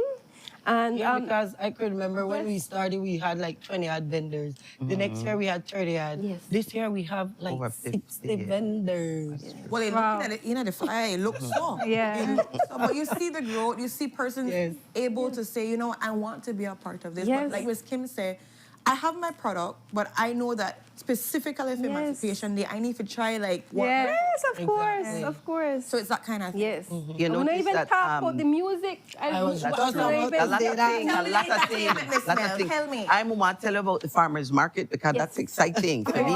Because I like juice, so I want to see where I could get at the farmers market for juice this weekend. There is a little mini. Yes, there's going to be a mini. One of the things that the Institute of Creative Arts is doing, we're bringing out a mini farmers market. So we have a couple people from Gales Point. I don't know where all then they bring. I hear coconut. I hear coconut. I hear passion fruit. Maybe some crab. I don't know. But again, this is the environment that we're trying to create with that's our contribution there that we're doing. In addition, like I said, what I think we really want to mention though is that if you want to be in that powder bun and rice and beans competition, as a judge? Not as one contestant. Right? Registration locks off on Thursday at 4:30. So sign up. There's a Google form on the City Council page, on the NCC page, on ICA page. Sign up, you know, for if you think your rice and beans is the thing, or your powder bun, nice, then you want to be a part of those competitions. And you just have to bring rice and beans, but I know people will bring the full 1, 2, 3. Full 1, 2, 3. Come on. You can't have the rice and beans without the chicken and the salad. I mean, it might nice enough. But I must say, I eat some rice and beans where I don't need any gravy. Yes. That's that real rice and beans. Yes. Oh, no, they do me bad early. Yes. And I am almost certain, because, you know, part of the criteria says traditional preparation. So I imagine those judges want to look for that fire flavor. Yes. Right? They want to look for taste that coconut in there. Yeah. Right? So I think I might bring out mine, you know. All of a sudden, no, it comes to your mind. I powder about mine, you. Hey, we don't should not have about eating competition after we have the I know I can't, but I'm so I get distracted. Take it out your mind. I don't know about the music. Yes, we have an amazing lineup of music. Look, the lineup is so much that they have to figure out what part of the flyer to put certain Exactly, people. Like, you can see the flyers. I tell you, it's intense. It really is intense. Because it is full. That one a lot to only start entertain. at 11 done 8, so I believe you have to have. Oh yes, man, you have to have entertainment. We have to have entertainment. But what this shows you, music too, what it show me is the amount of talent Belize have. I mean, it is fascinating. Look at that. We have Master G. We got Master G and Henry Genos. They come way from PG. Broke down artists from PG as well. Yes. So coming big, man. Yes, of course. We have the Broke Down Girl. We have Kenny Gladden. We have Youth Connection Band. We have Harrison Dargy King. We have Chico Ramos, Boom Shine, and Sweet Pain Band. And all these bands are being backed up by New Wave Song. So it's an amazing line-up, you know. And completely food, free. drink, music. Completely free for getting in. Completely free. Come with your belly. Yet. In your hand. Yes. But money also in your hand. So we could buy the thing there. Well, if you're going to the competition and you win cash prizes. Yes. Yes. All these great things. As we're coming to the end of this segment, remind people, just give me this last trick. Because for somebody went up on the fence and they in for getting, tell me why we have to come out to shut down the place for Ibotown this Saturday from 11 a.m. to 8 p.m. Anyone on the ladies could take it up. I put it in on a bag. Anybody. It's Emancipation Day. We must commemorate that day. We must raise the level of consciousness around emancipation. And what better way to do that than to come out and enjoy the festivities prepared by the partners, the lineup, the food, the contest, the cultural attire, all of the handicraft. What better way to commemorate Emancipation Day than to celebrate this rich cultural heritage legacy that we have been blessed with? And it's a Saturday. So it's a Saturday, yes. Sunday. Exactly. And if you're not there, half your life done. I will look to see you. She would have written a judge rice and beans. I want to report a bun and rice and beans. I don't talk to you. I talk offset. With that, guys, we're going to go into our next commercial break and we'll be right back. Stay tuned.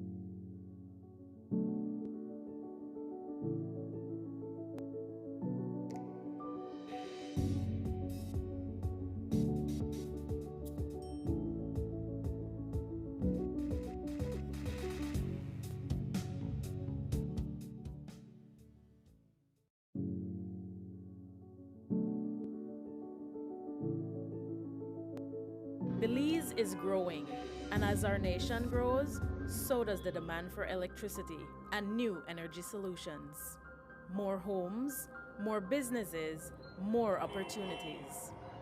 BEL continues to strengthen the system that supports this growth, reinforcing infrastructure and solidifying capacity, preparing for what's ahead, ensuring reliable service for homes, for businesses, and for communities across Belize. Keeping the lights on every single day. Belize Electricity Limited, prepared for growth, prepared for Belize. Welcome to the V Department Store. We are conveniently located on Coney Drive in Belize City. That's right on Coney Drive in Belize City.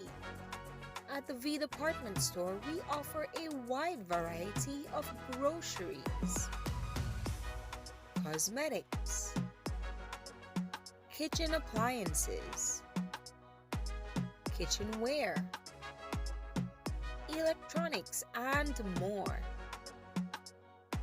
We've also recently expanded to the second floor to better meet your household and office furniture needs.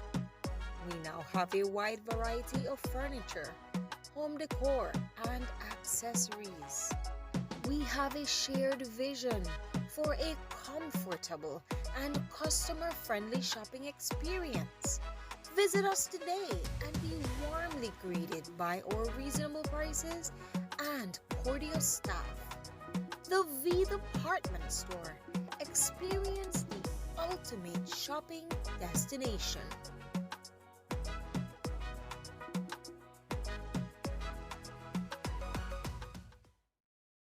Nando's Wholesale is the distributor for the full line of Badia spices, including the original complete seasoning, the perfect combination of ingredients and spices prepared to enhance the natural flavor of your favorite foods. Also, cinnamon powder for all your desserts, fruits, and beverages, and as special dishes. All these are available in commercial sizes or restaurant packaging. Nando's products are available at your local retailer or contact us at 222-5000. From Corozal to Toledo, Nando's is proud to be serving Belize as its #1 wholesale distributor for over 35 years. Wake up to positivity and inspiration. It's a fresh and diverse twist on your mornings. Tune in to Sunup on 7 every weekday morning at 6:30 a.m. right here on your nation station, Channel 7. It's the morning show you don't want to miss.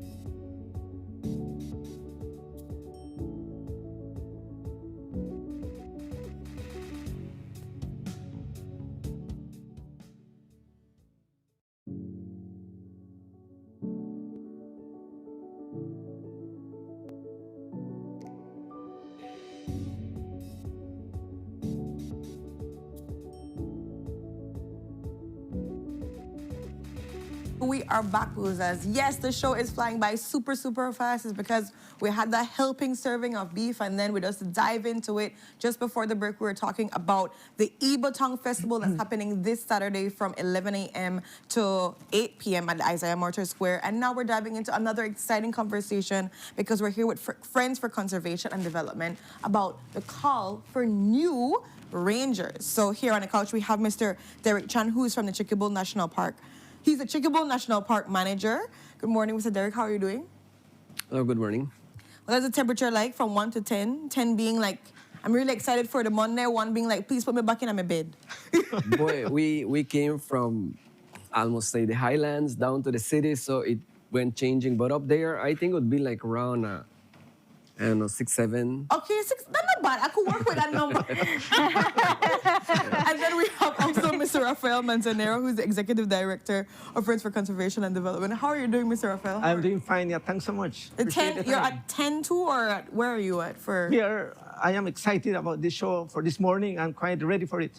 And we're ready for the new intake because we understand this is the call, guys, the big call for excited, interested, curious persons to be a part of the Friends for Conservation and Development and to do really valuable work, right? Yes, correct. So let's talk a little bit about what the call is, what rangers really do, because I think that's always the case for persons understanding what am I getting myself into, what's happening, and why is it needed in that sense. So right. I don't know who Mr. Dirk, you want to do it, Mr. Rafael?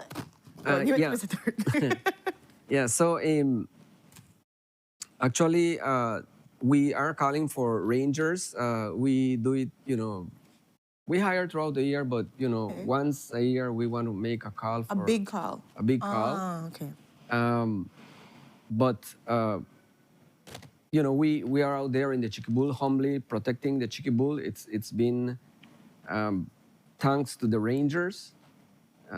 We've been able to say fix a lot of the I don't want to call it problems, but the incursions and the illegal activities happening there. And we're really proud of the rangers that do the job. So now we are making this call to hire more rangers.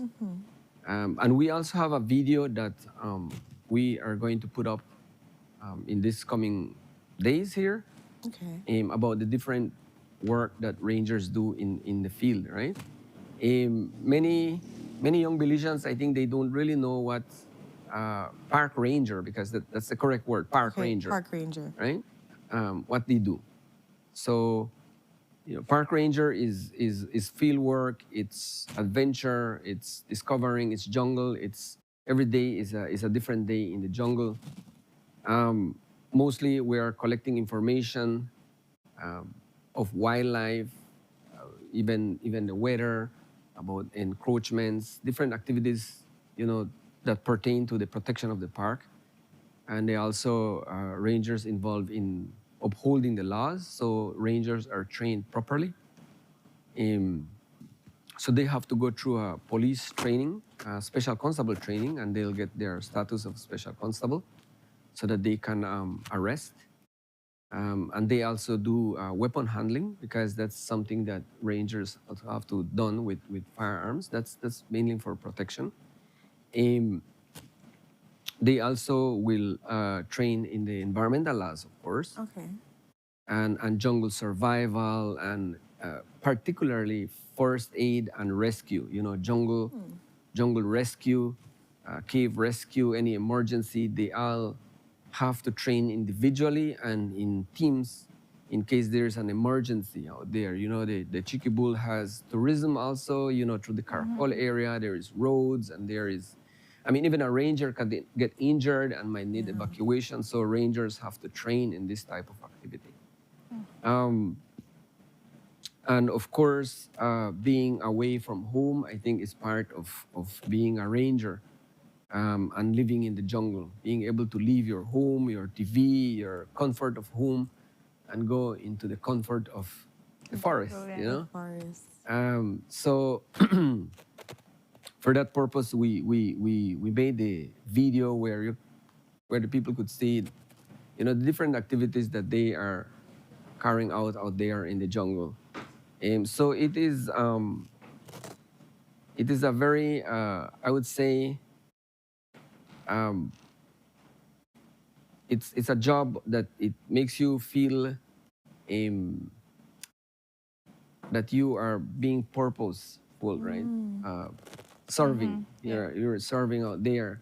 I usually like to say, the wildlife, they cannot speak, and the forest, they can't speak for themselves. So, we have to be out there to protect and speak for the wildlife. And I think it's one of the greatest jobs, really rewarding. You feel that you are accomplishing something. It's challenging. It is a challenging job. It requires a lot of physical fitness, endurance, and being able to live in the outdoors. But as well, if you would go hiking to Victoria Peak or to Doyle's Delight or anywhere in the jungle, as a hiker or as a tourist, you have to pay for this adventure. As a ranger, you live it every day. You get paid. You get paid to live in the adventure. Yes, exactly. So I think I have been a ranger, from when I was like 18, 20 years old. Wow. And, I feel that, I can tell 1,000 stories to my children and to kids in school and entertain people. It's like the most entertaining stories that you can hear about, a frog was eaten by a snake, or a hawk caught a bird in the air, or a jaguar walked, across the trail, that kind of stuff. It's very, very rewarding in that sense, to see nature at its best and enjoying. To me, that's really a dose of happiness. If you are stressed, go out there into the jungle, but rangers can do it, every day. So we are calling Belizean youths, male or female, from ages 18 to 30, right? At our office, on the video, there is our contact information. So you can contact us, and we'll send you the information required. Of course, you need to be willing to be out there. You need to be fit. There is a test, right? Okay, just Like gonna ask. everything, there's going to be a test. The test will test your Endurance? basics, let's say. Oh, okay. Right? Because if you're willing, when you run, if you give up, then we know that it's probably, you don't probably have the material to be a ranger, or maybe you might not be willing to be a ranger, you might be scared or anything. But if you're willing to go to the end of this test, it means that you like this job and you are willing to Put in the work too. put in the work, right? So you train, then you have to continue training. Like any athlete, you know, you are not burned, you know, to 100. So you have to build in this career. So it is a career, you know, it's something really rewarding, like I said, you know. So we are inviting Belizean youths from anywhere in the country. Our office is based in San Jose Socots in the Cayo district. So anybody who works as a ranger, as a park ranger, they travel to our main office, and from the office, we go to the forest. Then we spend 2 weeks out there in the jungle, and then they go home for 1 week. Ah, Yeah. okay. So there's like a shift balance Yes, thing yes, happening. yes. Is there a specific number of rangers you're hoping to hire? Yeah, for right now, we are looking at a team of 8 rangers or 10 rangers that we need to hire. But we also have other programs because we have law enforcement rangers, and then we have research rangers, and we have cars rangers, and then other workers within the system. So it is you know, there's different opportunities, even on the eco guards, you know, which is a program within the Friends for Conservation and Development organization. Yeah. So yeah. If you would start off as like a park ranger, could you go into a next ranger? Is it you? Just because of this intake, you only stay as a park ranger? Is it? Yeah. From time to time, we shuffle them around. Okay. Yes. Yeah. From time to time, we would shuffle depending. Sometimes we'll move our ranger team to do the macaw monitoring. You know, whenever the macaws are nesting, we need to have our strength in the area of the macaws nesting zones. So we move them around. So there is opportunities to learn different, you know, disciplines. And we're seeing here on the screen all the things that, you know, like you were mentioning before, the park maintenance, the enforcement, the patrolling that you guys do on a day-to-day basis. But it's with persons, so it's not like you're out there by yourself too. Right. You know, you have persons to support. Is it part of the training? It's part of the training. Yes. Wow. You carry a whole It's training like BDF. Right, because they Yeah. have to be out there, like they're a next set of eyes to make sure, you know, everything is running smoothly. I'm sure that they have to look Yes. and understand how to navigate Yes, maps yes. and these different things. Yes. Yeah. Yeah. I was Yeah. going to ask, because I saw it just now, you said you have to have a passion for conservation, that it's not just that you have the endurance. I think you have to really care about the environment and care about animals to push yourself to take care of them like that. Yes, yes, yes. Yeah. I think one of the main things about the FCD is that it operates in inaccessible territories. Okay. And one of the key important elements also is that from 2018, we signed an agreement with the security forces, which is with the BDF and the police and the forestry department. And the idea was really more for us to have a joint kind of an effort of protection, particularly along the western border, which is the boundary of the park, right? So the idea of the 43 kilometers of the western border, which is the national park, that is one of the primary areas where the rangers will go. Okay. So we have conservation posts. So we have Valentin, then we have Caballo, Cebada, Rio Blanco, Cebo Chico, and Perseverance Camp. And the idea is that that's where the rangers will end up going.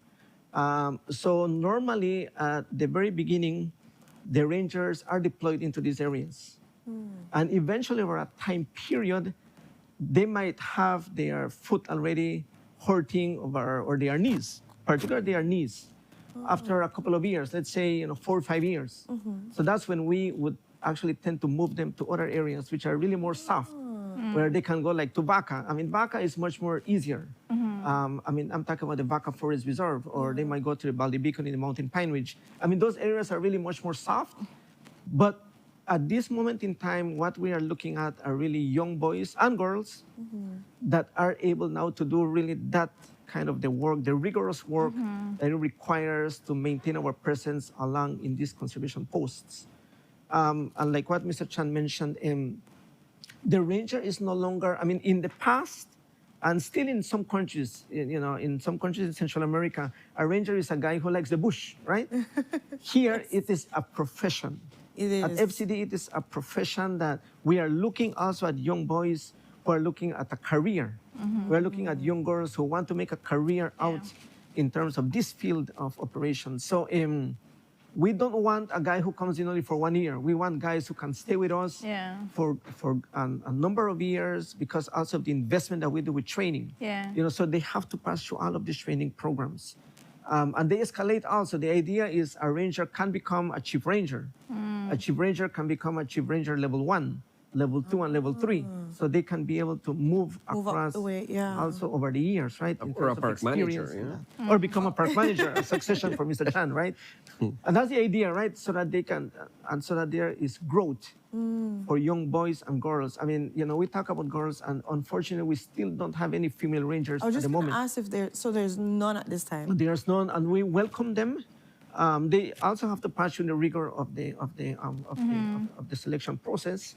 But yeah, I mean, it's you know, it's one of those that I mean, they are female I mean, BDF soldiers. And in fact, we usually see them on the CPs. You know, they would also go there where we are with the rangers. So we are hoping in the future to have also females as rangers. 100%. Right. Is there any educational requirements needed to apply? We are now recommending actually a fourth form level at least to be able to be a ranger, because with the training that they pass through, for example, being a special constable, you need to write your I mean, your reports. All of that. You know, you need really to be able to read the maps and navigation and your devices that you will use in the field. And so a fourth former is one that we would be looking at in terms of qualifications. But more than that also is really the will and the willingness to be able to operate in these remote areas. A lot of the young boys, I think one of their major kind of challenges is really being away from home for 2 weeks. And in some cases, you can't just be calling home. So you are out there for 2 weeks, and of course, then you come to 1 week at home. So I think it is really more, it's the physicals. Yes, the physicals is highly important, but also is the mental rigor also being out there in the field. So that's always not always, but that's normally the schedule. So 2 weeks in, 1 week home, 2 weeks in, 1 week home. And so that's how it goes throughout the entire year for the most part. Yeah, correct. And if you have seen the map of the park, the park is really big. It's our biggest national park. I always say it's 2 times the size of Barbados, you know? Yes. Wow. So it's really big. So you get posted to different areas of the park. You know, you get a chance to see, you know, a lot. So you get to like indirectly explore the park every single time. Because remember, you're 2 weeks there, this is one part you're doing. Next 2 weeks, this is the next part you're doing. And dealing with challenges, you know, for example, the northern part right now, the cattle ranching activity is still occurring within the Chiquibu limits. Whenever rangers are deployed farther south, you have the gold panners, right? So that's dealing with another level of challenge. There will be some level of poaching occurring across the landscape. There could be a level of looting occurring across the landscape. But they do change, you know, and in fact, you know, the farthest that the rangers go would be Rio Blanco. Rio Blanco, because we also provide hardships also for rangers. So they have their rations and also hardships. Hardship, it depends on which one of the CPs they go. So it varies. If it's a closer one, it's, you know, it's less in terms of the hardship, and if it's much more farther, then they get more funds in terms of getting their vitamins, their energy stuff that they will require to be out in the field. So when is the deadline for persons to apply? We would have another 2 weeks right now from the time that we are opening this. So we just launched it just Friday, so that will take 2 weeks. So the people are invited to call in. You know, the address is there. They would call for the form. So they have the application form. They fill it in, and then that will be sent back again to us electronically to our office, fcd@btl.net. So we receive that, we will screen those, and then based on that, then they would be called for the test. As soon as they arrive, they have to go and run because we need to see their physicals. That's the first test. And if they pass through that, then they go for the interviews. And then after that, the third layer is then we invite them to go to the Chikibu jungles.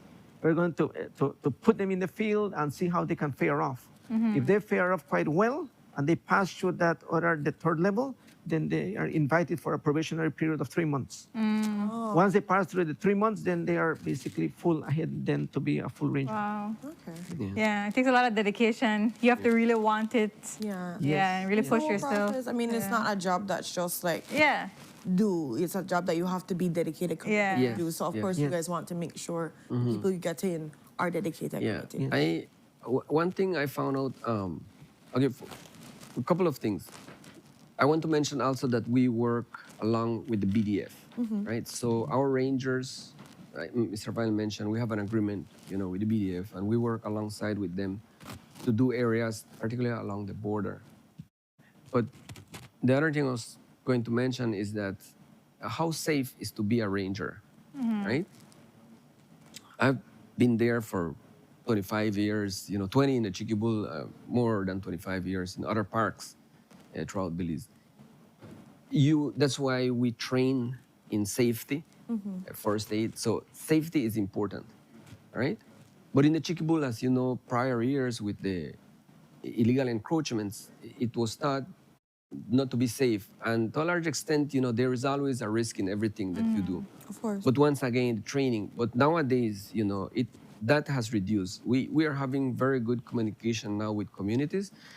Maybe not all communities, unlike anything, there are still groups that are not, let's say, buying into. Those are communities in Guatemala. Yeah, communities in Guatemala.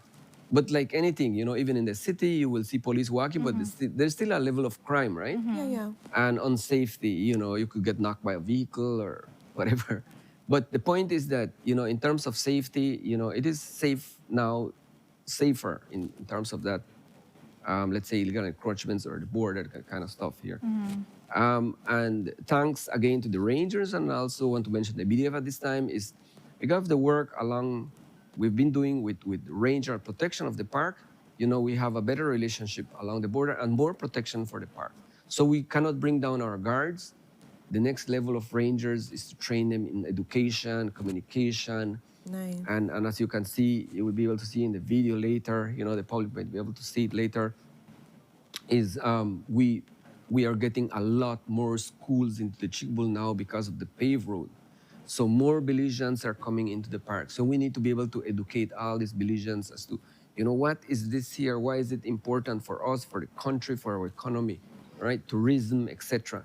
And why we need to take care of it, right? You will see a baby animal walking across the pave, and people might want to stop and hold it. No, you have to know that you can't do that. Yeah, you cannot do that. But for persons that are listening to this and they would like to be able to follow up with more information, like you mentioned before, can they go to also like a Facebook page or Instagram page? Where can they go to also get in contact with you guys on your... So on the Friends for Conservation and Development Facebook page, that is where they will find the information. All the information. It has the address, it has a description, we can send the terms of reference. Excellent. So all the data will be there. And also, I just wanted to note that as we are moving now towards the last phase of the ICJ matter, it is believed that as the border is basically then declared, what is really our border, and much more clear and officially, it is even much more important to have good rangers in the field, to be able to maintain that western front, which is the Chikibull National Park, but that is also our territory boundary. Yeah. So it is really a very, I would say, at this particular phase in time, we are really looking at good Belizeans. Serious and committed. Committed Belizeans. So definitely we'd want to make sure that serious and committed Belizeans can be able to adhere to the call. Unfortunately, we run out of time for the show and for this segment. And so we want to remind persons to go to their Facebook page for Friends for Conservation and Development to be able to get all the nitty-gritty and information on it, to go see the video, to see everything that's taking place. And, if you know somebody of the age 18 to 30 that would be able to really commit to be a part. Share the information with them. If you are that person, you know, shoot your shot to see exactly what takes place. You're looking for about 8 to 10. It's for males and females, so we don't have any females at the present moment in time. You could be the first and you could be the female first female ranger right now that comes and joins the team and makes a big change and difference. I want to thank you guys so much for being here, and of course, our previous conversation with the National Celebrations Commission that's talking about Ibotong festivities happening this Saturday from 11 a.m. to 8 p.m.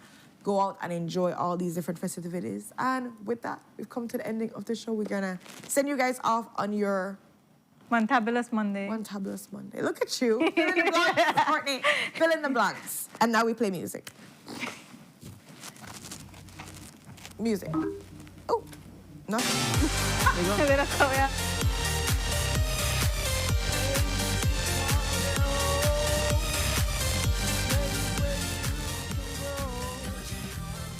By me and we'll take flight. We'll be there at morning's light. I've got you covered.